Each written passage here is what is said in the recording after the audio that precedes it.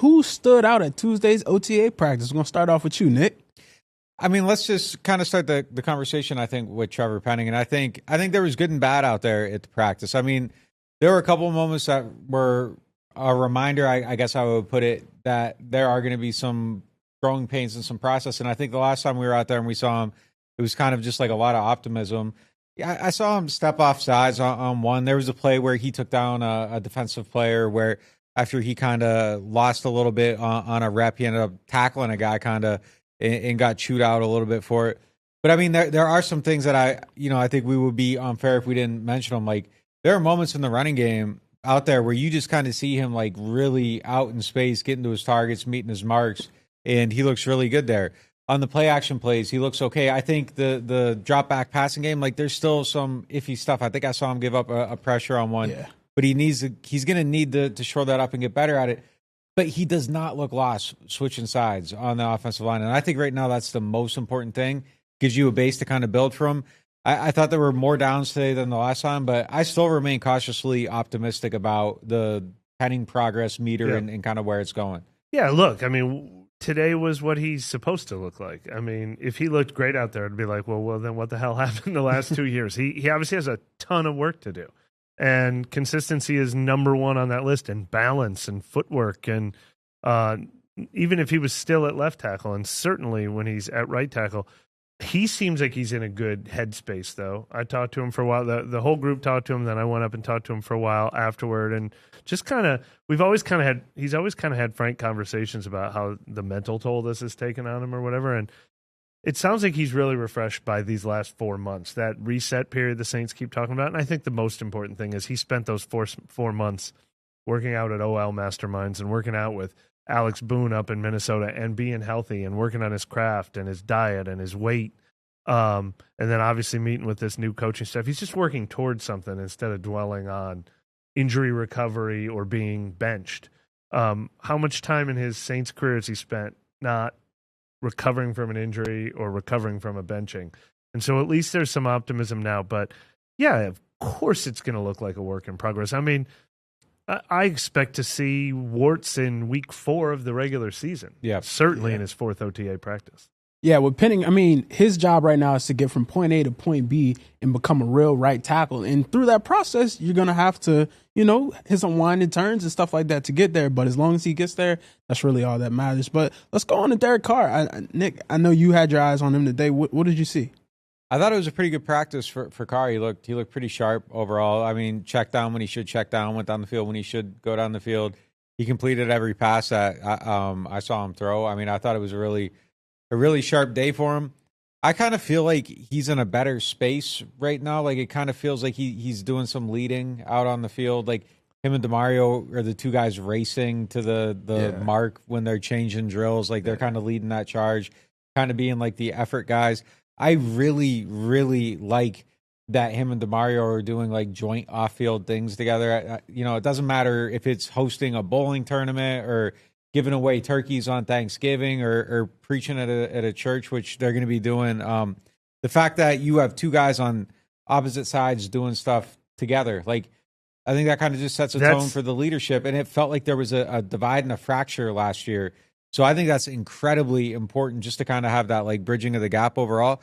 I kind of like where Carr's at right now. I think the offense kind of suits him. It looks like he's getting some of the timing down of it. I think he's in a good spot right now. I like where he's at better right now than I did a year ago. That's by design, the DeMario stuff too. We talked to DeMario about the night of worship that they're planning together, and obviously that's something that DeMario Davis and Derek Carr very much have in common. They're two of the more outspoken guys about their faith and what that means to them in the entire league. But DeMario Davis said part of what he thinks is so special about them coming together. I mean, he even talked about, the racial overtones of that, the white quarterback and the black linebacker who can be like, this is our common bond, and I want the society to see that. But his tweet about it said, our quarterback, yes, that's right, our quarterback and myself. Like, he is well aware that Derek Carr hasn't been super embraced, and he's like taking him under his, like, everything DeMario endorses is good.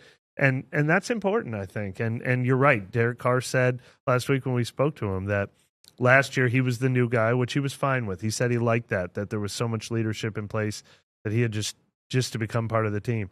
But he said this year I feel like now that we're all learning a new offense together, I'm going to take more of a leadership role, and that's what I've always done, and I feel comfortable doing that. So a lot of that stuff, I think you're absolutely right. Now, I thought Derek Carr was in a great space 12 months ago. I mean, he felt so comfortable with his decision, so excited about his decision to be here, but he's definitely in a better place than he was halfway through last season, no question about it.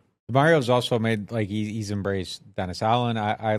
I found it incredibly interesting today that he kind of called out the people who aren't there at the OTA, and part of me agrees with that. Like, if everybody wanted this like culture shift and a change, like, it would be good for everyone to be here. Like, it's better for everyone to be here. Like, it might not matter that some guys aren't here ultimately, but it is obviously better for everybody to be there. Like, if everybody's there, they can work towards something. You're setting a tone. You're getting on the same page. You're working with this new staff. You're creating the new culture. All that stuff is better if everybody's there. So I think that does matter a little bit. It's not something that I think is red alarm or anything, but right. I agree with that. But that was strong. Like, and he's clearly like, this is not gonna, this isn't what we're gonna do. Like, if you're here, like, this is what it's supposed to be. And that was a strong message. It sounds like you just wrote about it the other day, the strong voices of this coaching staff. I mean, there's a lot of not messing around to this team. I'm looking at the list of the people who missed practice. We know Alvin Kamara has been away. He did come in and meet with the coaching staff and spend time with them, a lot of time, as Clint Kubiak explained, before he went on this trip. So he hasn't completely been away. We know Marshawn Lattimore is away. Is that it, though? I mean, other guys have missed time. He said Nathan Shepard has a family reason. We're going to talk more about Tano Passanio, other guys with injuries. Is Alvin and Marshawn the only ones sort of voluntarily skipping that we know of right now? I'm trying to remember. I think so. I mean, everybody else has kind of been around it at some point or another. But it seems like those are the big two, at least. It means a lot that Taysom Hill is here. I have a story publishing right after this show about he admitted to being rejuvenated a little bit. I'm putting that word into his mouth. He is clearly rejuvenated. He has not been around always at this time of year at OTAs. He has been here, he says, because he is like all hands on deck with this new offense. We're going to talk about him more. And that stood out to me.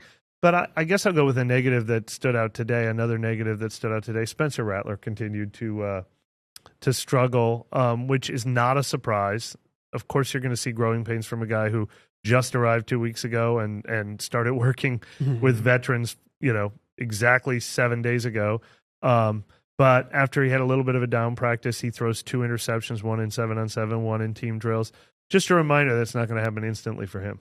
Yeah, it was a rough day for him, and it wasn't just like there were a lot of high passes, a lot of inaccurate passes. He's definitely got the wheels spinning a little bit. At some point, I think it's going to probably slow down for him, and then the talent shines through. But right now, he's definitely swimming a little bit, trying to get just acclimated. And there's probably an element of pressure too. Like, things start to get shaky, and it probably gets a little bit, it snowballs a little bit. But I don't expect like what we see right now to kind of be what defines him. There are good moments, but the struggles are.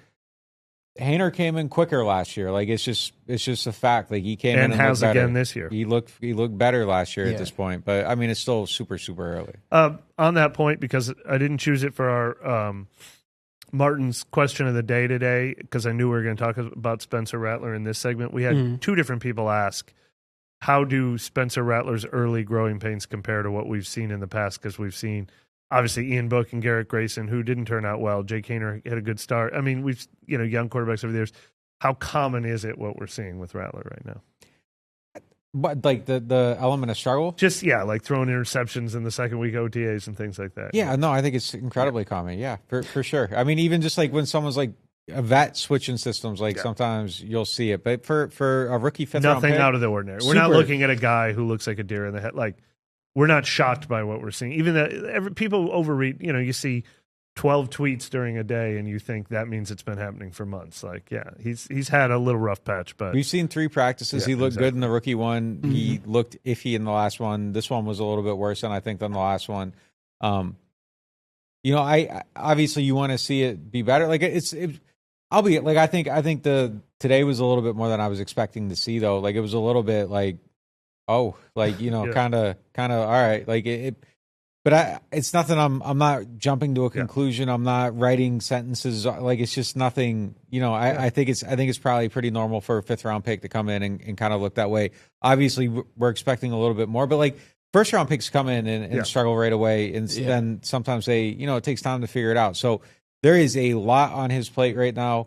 I think it's just kind of let him get acclimated and then see what it looks like in training camp. Speaking of rookies who took a while to get acclimated, one of the high points of the day was a sack from Isaiah Foskey, but it was so funny. Isaiah Foskey is just one of those guys that DA will not give a free pass to. Like, somebody was asked the softball question afterward about what making plays. He goes, "Yeah, I liked it. It was a great play. I know I want to see more consistency." It's like, I've seen some of those flashes. I want to see more from him. So he's not giving him the light bulb has gone on, but it is great to see Isaiah Foskey out there making a good play. We're going to talk more about the defensive end position later. His opportunity just increased by 1 again.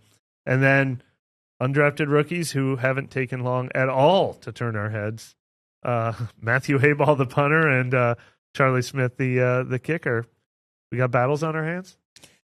I think probably, kicker, like Charlie Smythe looks like he has incredible talent, has an incredible leg, a lot of distance. Like, he was kicking it out of the facility, I guess is how you put it. over the bush. He was going over the bushes every single time. Like, he looks like he could hit from like 70 yards. I don't know if we'll see the consistency from him though. Sure. Like, he's never kicked him in an actual real setting. Like, there's just so much. He told Brandon he kicked against a rush for the first time the other day. Yeah, ever. Yeah, so he doesn't mean the first time in Saints camp. He means the first time since he learned to kick, which was last year. He's got a lot to learn, a lot he's got to figure out how to do. So we'll kind of see how that goes. I kind of think Hayball is like a legit guy too. He had a couple punts that on my watch hit 5.2 seconds, which is insane. Like, it was inconsistent, but there were some legitimate moonshots on that. And then he had a lot of, like, if you watch him punt, like, he can punt in a lot of different styles, which is kind of interesting. To me, yeah. So I think he's got a chance. I think both these could be legitimate battles, and maybe more at punter than kicker even, I think. Yeah. And we expected that going in. I mean, they spoke with a lot of confidence on Groupie. They stuck with him through some tough times. It's going to take a lot to the investment they made in Groupie, getting past that wave of rookie whatever inconsistency. It's going to take a lot for them to want to start that over with someone new, I think. That's what interested me about Hayball. He's an Australian punter, so he's going to have some of those tricks in his bag and some of the rugby style and some of the ability to do that. But he was hitting some very traditional punts with some very nice hang time too. So he's not a one-trick guy. Anything we missed, Brandon, that you wanted to talk Going back to Charlie, man, like, he's big. He's like a big guy. He's tall. He just looks powerful. And the way he was kicking the ball earlier, it showed his true power coming from, like, straight from his hips through his leg. And on top of that, he's just very excited. He's excited to be here. Yeah. He was talking about, like, dude, I got a locker. And I'm just like, all right, bet. Like, that's awesome, bro. Like, you got a locker. And so, like, really just talking to him, he's really excited to be here. He was talking about, like, the time difference between here and Ireland. And he just, like, tries to stay up to contact his family and everything like that. But he said, like, they're all very excited about, just his journey so far. And he's looking to, continue to keep it going. Also, going back to Rattler, the person who capitalized off his mistakes, Miller Bradford, I also got a chance to speak with him today. He's very excited. But he didn't get too high on, like, getting 2 picks and 7-on-7 and in team. He was just like, the coach said I could be better, so I'm going to just try to be better. And I'm like, all right, bro. Like, safety is a good position to be playing right now if you're an undrafted rookie for this team, too. Yeah. Opportunities at that position for sure. Oh, kind of going back, the Kubiak offense, what stood out today about just, like, the more additions that they made since we seen last week? It's just kind of building on it a little bit. There's still, there's motion and kind of just building on top of all that stuff. You just see a little bit more of it. A lot of handoffs to Taysom. That's something that's kind of really interesting. It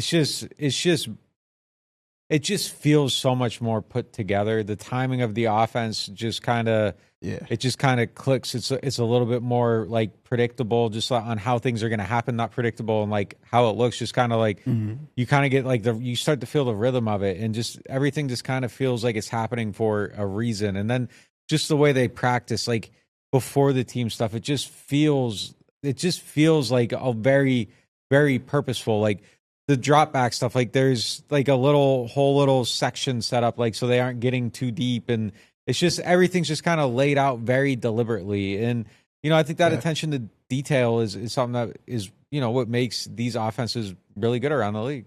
Yeah, no, that's one thing that I literally like wrote down in my notebook today during practice. I was like, the coaching staff communicates a lot during practice, but when they aren't talking, they're just acting with a purpose. Like everybody's on top of their stuff and they're moving where they need to move. They're getting guys in order. Like it's just working like a fluid machine.